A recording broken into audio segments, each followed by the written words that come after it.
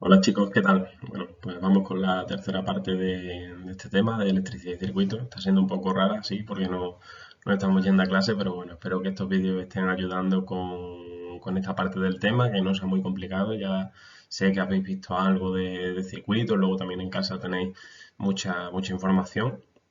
Y bueno, si creéis que voy muy rápido, también me lo podéis comentar en el correo que veis ahí. Y también me podéis plantear cualquier duda en torno a este vídeo que voy a hacer ahora o a cualquiera de los otros dos anteriores, el ejercicio o el vídeo de ejercicio resuelto.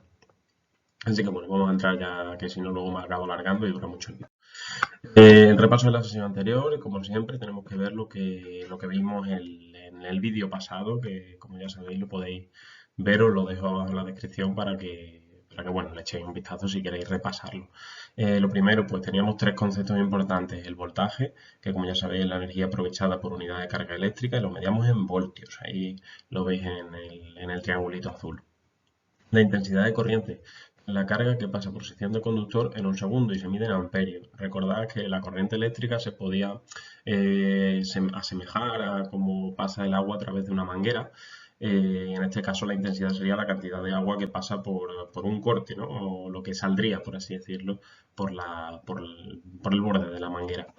Y por último, la resistencia, que es lo que mide la dificultad del paso de corriente, obviamente, y se mide en ohmios. En este caso, pues si tuviéramos una manguera, si la apretamos y hacemos que la sección sea más pequeña, pues ofrece más resistencia. Y como veis ahí, lo he puesto en este triángulo tan colorido y tan bien puestito, que se relaciona directamente con la ley de Ohm. Esto es una regla mnemotécnica, ya he visto que algunos la conocéis o habéis investigado y habéis descubierto que esto se utiliza mucho. Yo, de hecho, también la solía utilizar, ahora ya, bueno, me la sé de memoria, pero bueno, es muy útil cuando todavía no tienes el concepto muy asimilado y te puede venir muy bien. Y consiste básicamente en que tú, la magnitud que tú quieras calcular, la tapas con el dedo, por ejemplo, en este caso tapamos la R y nos quedaría la V arriba y la I debajo. Como veis ahí, pues la ley de Ohm que tenemos escrita.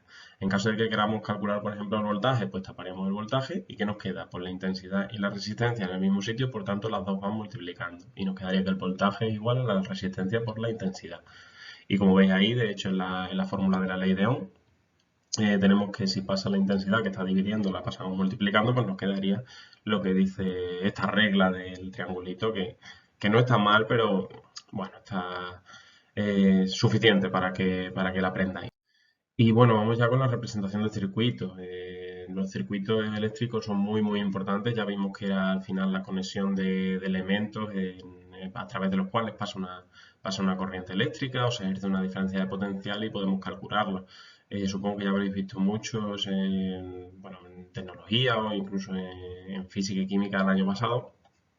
Y bueno, pues básicamente los tipos de los elementos básicos que tenemos en un circuito pues son los generadores, pilas, baterías, etcétera, y los podemos representar de esas tres maneras indistintamente. Lo importante es que pues en este caso tenemos dos barras paralelas, una sea más grande y otra más pequeña, la más grande es el signo positivo siempre y la más pequeña es el signo negativo.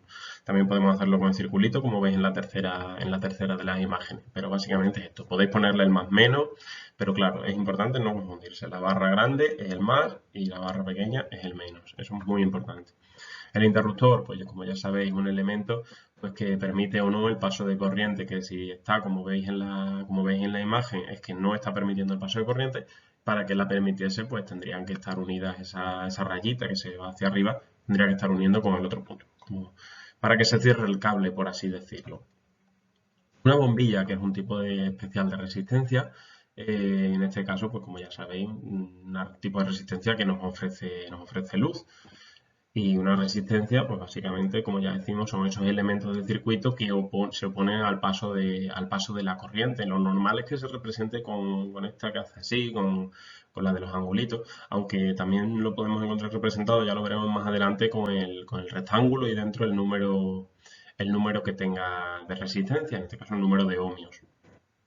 Y por último tenemos el motor, que es otro tipo de resistencia especial, sobre todo porque el motor lo que hace es que transforma esta energía eléctrica que le llega en energía mecánica. La bombilla lo hace en energía luminosa y el motor lo hace en energía mecánica, como ya sabéis, con rotación, con traslación, con el tipo de motor que sea indistintamente. Incluso, como ya sabéis, en energía luminosa también podría ser si utilizamos este motor ya para encender una bombilla. Y pasamos a los circuitos en serie, que bueno, vamos primero a definirlo, yo creo que ya más o menos podéis intuir lo que son realmente. Y se llama conexión en serie a la unión de elementos en un circuito a continuación uno de otro en el mismo cable. En estos circuitos en serie suceden un par de cosas importantes sobre las magnitudes, que veremos de forma más detenida ahora. Bueno, aquí os he hecho una pequeña representación donde tenemos una batería de 9 voltios y 3 resistencias, en este caso en serie, como veis todas en el mismo cable, pues la primera de 5, de 10 y de 15 ohmios respectivamente. ¿Qué es lo que sucede en los circuitos en serie? Pues que la intensidad que pasa a través de todos los elementos es la misma. Es decir, por mucho que yo tenga bombillas más grandes, más pequeñas, la intensidad que pasa a través de ellas va a ser la misma. Lo único que cambia es la diferencia de potencial. Es decir, la energía que pasa desde un punto a otro de la bombilla. Lo vemos ahí, la intensidad total pues será la misma que la intensidad que pasa por la resistencia 1, que pasa por la resistencia 2, etc. Esto pasa con 3 bombillas, con 2, con 6 en serie, con las que sean. Siempre que estén en serie ocurre esto de que la intensidad es la misma en cada una de ellas. Y luego para calcular la diferencia de potencial, que esta sí cambia, como vemos ahí, dice la diferencia de potencial o voltaje entre los extremos de cada resistencia depende del valor de la misma, es decir, depende de la resistencia. Como ya veis ahí, tenemos que la resistencia 1 pues será el voltaje que pasa por la resistencia 1 partido por la intensidad que pasa por la resistencia 1. En este caso, ya sabemos que la intensidad es la misma en R1, en R2 y en R3, por tanto la única diferencia está en el valor de la resistencia y en el voltaje. Sería un cálculo, yo creo, muy sencillo. Esto, pues como ya podéis comprender, pues está sacado de la ley de Ohm. La ley de Ohm, que para el circuito en general podemos calcular todas esas resistencias. Algo que tienen los circuitos en serie es que podemos agrupar todas las resistencias como si fuera solo una. En este caso, la resistencia equivalente sería su valor. ¿Qué nos permite esto? Pues el cálculo de la intensidad total, que nos dará pues la intensidad de la resistencia 1, la intensidad de la resistencia 2, porque al fin y al cabo es la misma. El voltaje total lo tenemos porque es la pila que tenemos ahí, es la diferencia de potencial que pasa a través de todo el circuito, y la resistencia equivalente en los circuitos en serie es muy sencilla, es simplemente sumando. La resistencia equivalente sería R1 más R2 más R3. En este caso podríamos simplificar este circuito como si tuviéramos una resistencia, pues como veis ahí, de 30 ohmios. Serían los 15 más 10, 25 más 5, 30 ohmios. Y tendríamos pues eso, un voltaje total de 9, una resistencia de 30 ohmios, resistencia equivalente de 30 ohmios. Por tanto ya podemos calcular fácilmente la intensidad total. Con esa intensidad total ya podríamos también calcular la intensidad que pasa a través de la resistencia 1, de la resistencia 2 y de la resistencia 3. Y por tanto ya podemos obtener los voltajes a través de cada una de las bombillas. Si voy muy rápido, escribirme en los comentarios, mandarme correos, de verdad, si no comprendéis algo, ya sabéis que tenéis ahí mi contacto e intentaré pues, bueno, hacer otro vídeo o explicaroslo por escrito si os es más sencillo, porque comprendo que esta parte puede ser un poco más complicada y hacerla a través de vídeos pues puede ser un poco tedioso, puede que no os enteréis.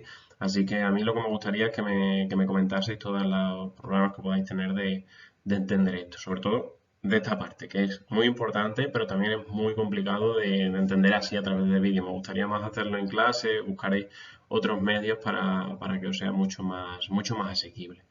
Y bueno, ya que estoy con los circuitos en serie, no podía irme de aquí, aunque ya entiendo que esta clase ha sido bastante grande, no podía irme sin comentar los circuitos en paralelo. Vamos a comentarlos de la misma forma. Se llama conexión en paralelo a la unión de elementos del circuito, haciendo que los extremos sean puntos comunes. Ahora cuando veamos el gráfico que he preparado os será más fácil de entender. En este caso la intensidad de corriente que circula por cada elemento no es la misma. En este caso va a depender de la resistencia. Y la diferencia de potencial o voltaje entre los extremos sí que es la misma, porque como recordáis, como hemos dicho, los extremos son puntos comunes. Como veis ahí, pues bueno, esto sería lo que es la unión en paralelo de 3 resistencias, son las 3 mismas resistencias que antes. Tenemos una de 5, otra de 10 y otra de 15 ohmios y la pila es la misma, de 9 voltios. En este caso, como veis, los puntos más grandecitos pues son, por así decirlo, los extremos de cada resistencia. Por tanto, la diferencia de potencial entre un punto y otro va a ser la misma, que en este caso va a ser la total, como lo tenemos ahí, porque no hay ninguna otra resistencia que esté en serie. Están todas en paralelo. Esto ya lo veremos más adelante en algún vídeo de problemas que realizaré. Estoy seguro de que a través de ese vídeo os será más sencillo de entender. ¿Qué sucede con la intensidad? ¿Cómo podemos calcularla? Pues de nuevo a través de la ley de Ohm. Si tenemos el valor de la resistencia, tenemos 5, 10, 15 ohmios, tenemos el voltaje total que pasa, que son 9 voltios, pues ya podemos calcular las intensidades que pasan a través de cada una.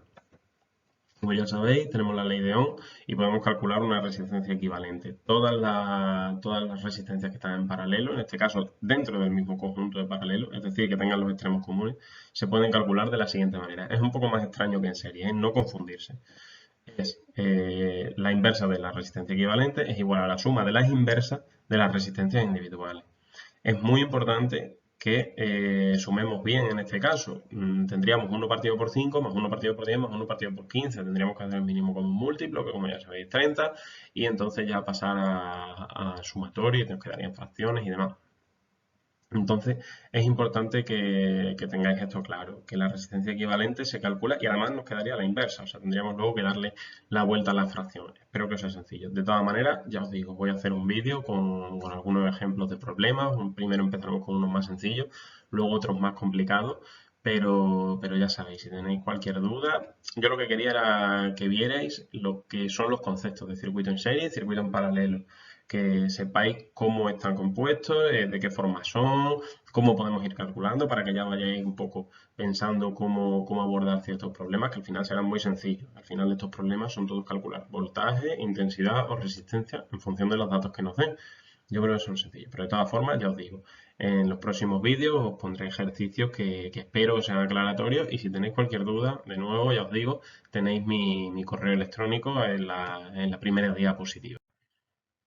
Bueno, pues como bien digo ahí, en el próximo episodio pues veremos los ejercicios sobre circuitos. Ya os avisaré y os pondré algunos que sean bastante asequibles o por lo menos que sean fáciles de entender para luego ya abordar algunos un poco más complicados. Y nada, pues aquí termina la clase. Siento que esta haya sido un poco más difícil de comprender, a lo mejor he ido un poco rápido, pero bueno, ya os digo que si tenéis cualquier duda, sin problema ninguno, a cualquier hora me escribís al correo e intentaré responderos con la mayor brevedad y con la mayor de las claridades. Si hace falta incluso haré otro vídeo explicativo con algunos conceptos que que puedan no haber quedado claros. Así que nada, espero que estéis pasando bien estos días, que tengáis salud y que nada, espero que nos veamos pronto. Hasta luego.